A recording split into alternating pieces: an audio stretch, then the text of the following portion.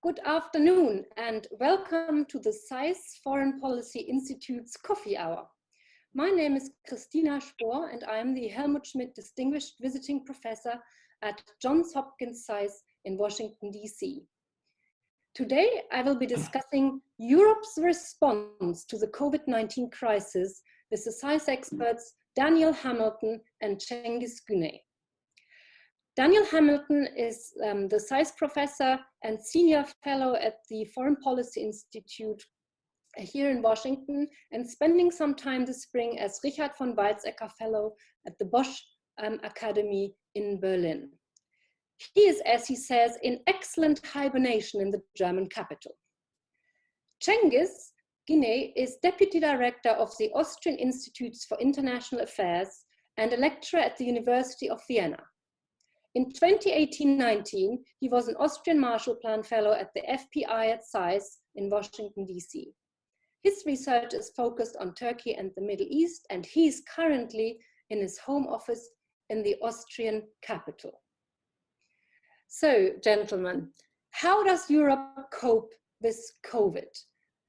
How did you experience the sudden lockdown in your respective countries, and how has it progressed? Perhaps you can also say a little bit about how you felt decisions were communicated by the leaders or by medical experts. And how often are there press conferences? Have you found them useful? What is the difference between a federal state and perhaps a more centralized state? Cengiz, do you want to start? Okay, thank you. Hi, everyone. Hi, Kristina. Hi, Dan. I think it was a surprise when the government decided to go for a confinement, as probably in all countries. It was also a surprise here. And it started actually with the universities. The universities were shut down on Wednesday.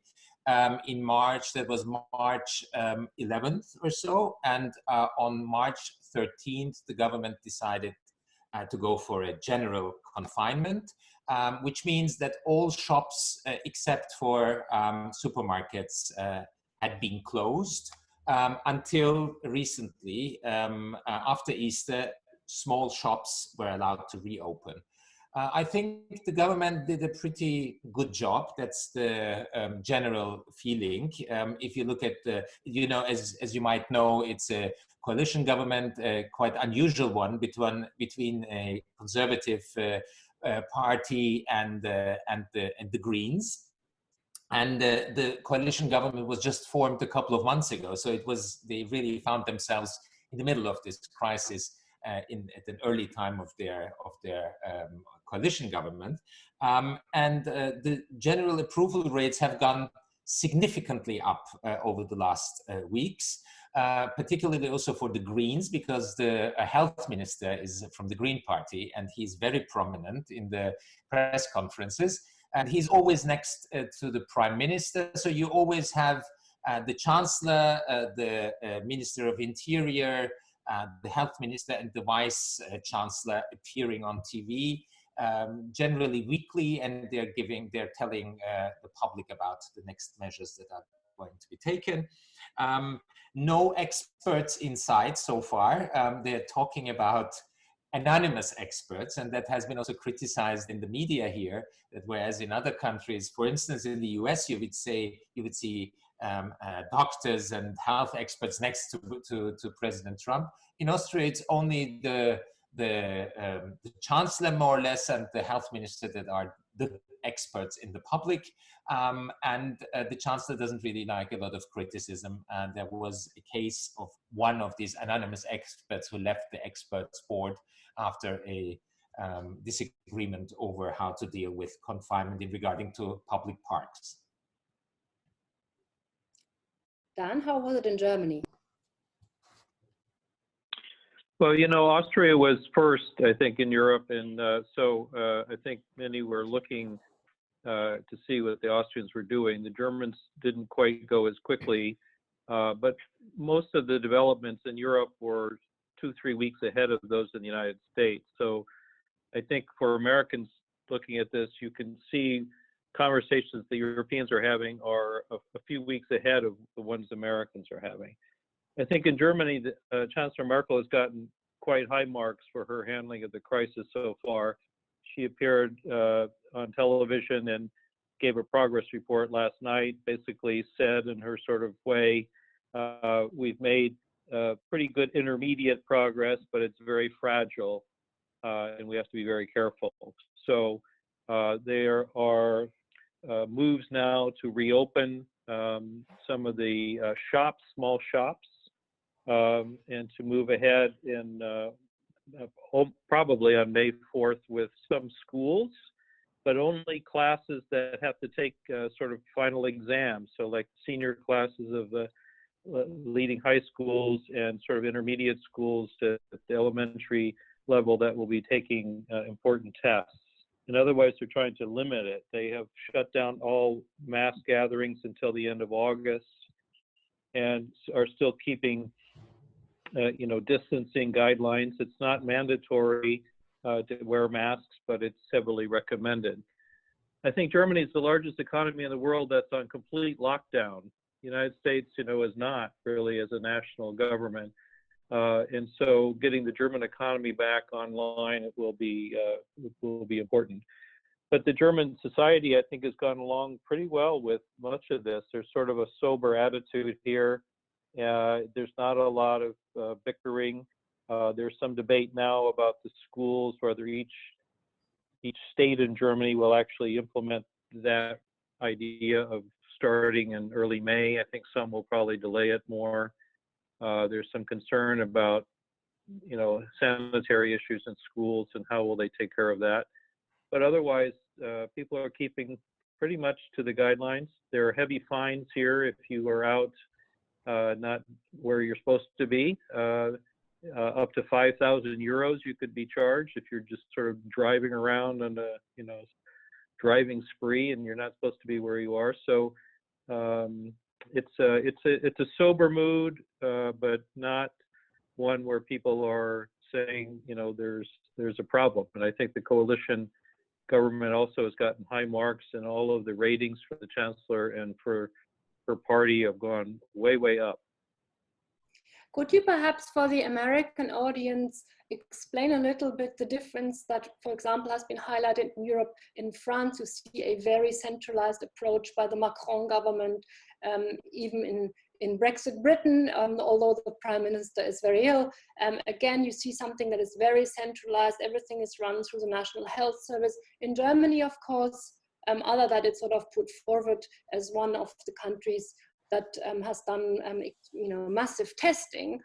How much do you think is that tied to, in some ways, a benign tension between the central government and the authorities that is being held by the different Länder? In other words, on the one hand, of course, Merkel has the problem that she has to get the ministers of the Länder together, but on the other hand, the devolution of power perhaps has also some positives in the running of the crisis. Could you perhaps comment on that briefly? Sure.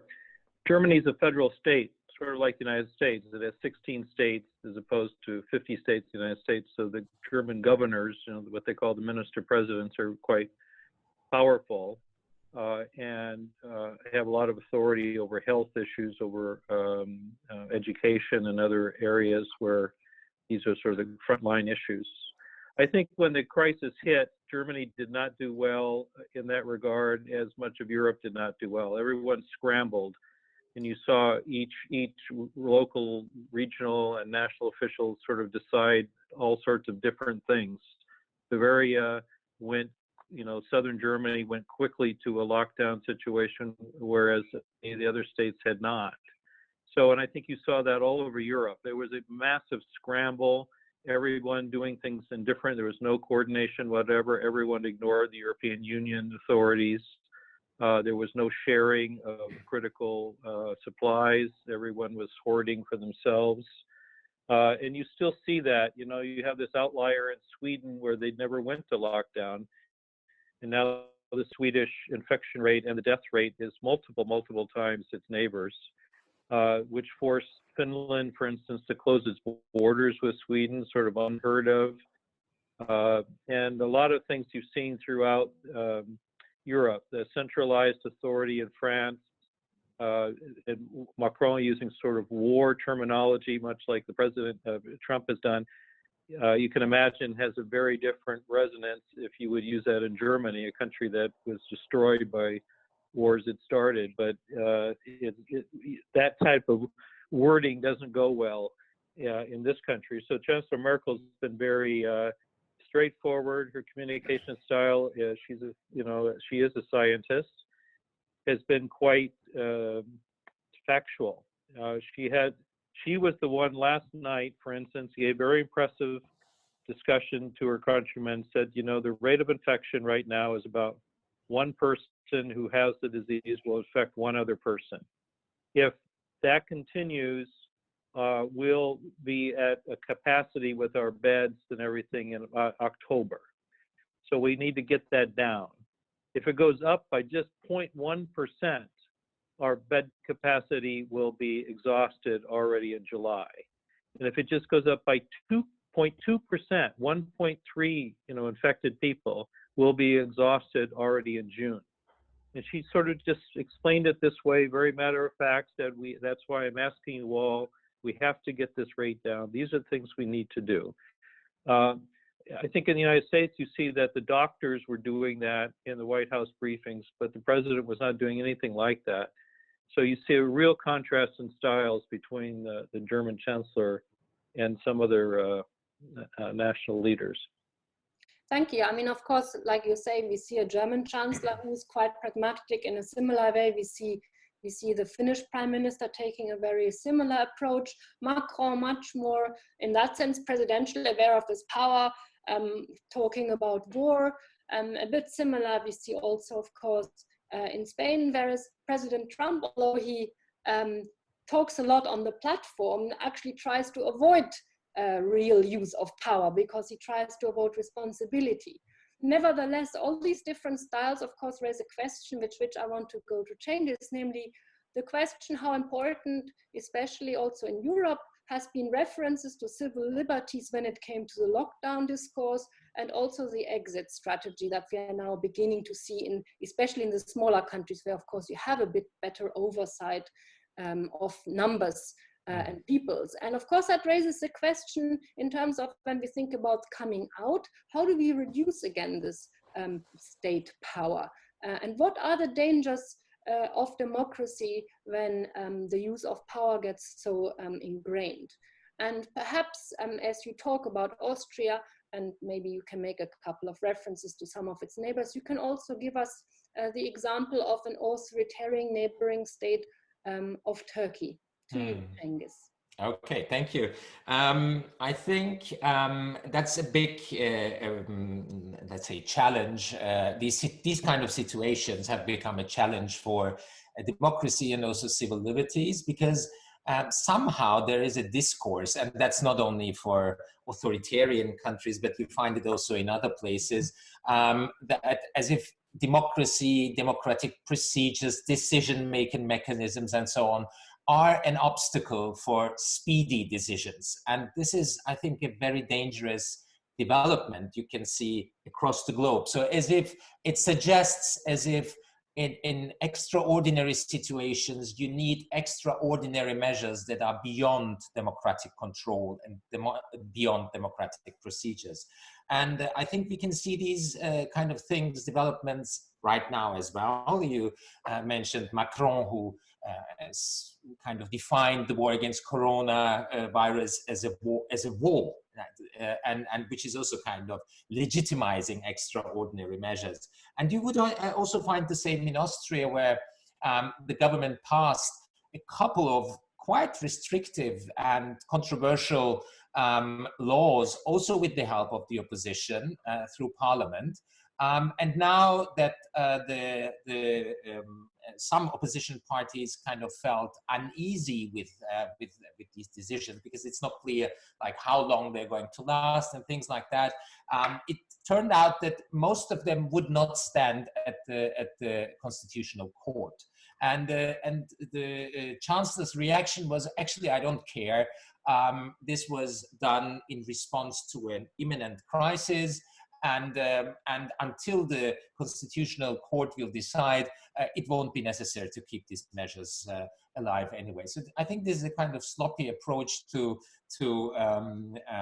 not only to democracy but also to the rule of law, and you would see even more drastic developments, as you mentioned, neighboring countries. Hungary is a good example for that, where the government, the Orban government, passed an emergency law that is restricting